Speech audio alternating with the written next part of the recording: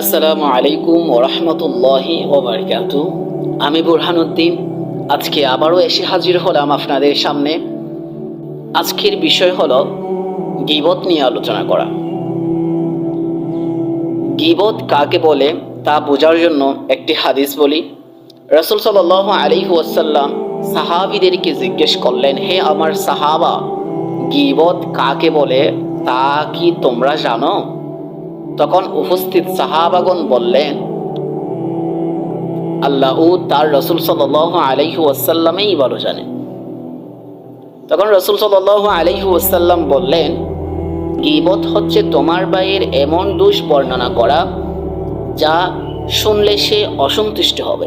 কারো অনুপস্থিতিতে অন্যের সামনে তার দোষ নিয়ে আলোচনা করার নামেই হচ্ছে গীবত। তখন সাহাবারা প্রশ্ন করলেন, ইয়া রাসূলুল্লাহ সাল্লাল্লাহু আলাইহি ওয়াসাল্লাম,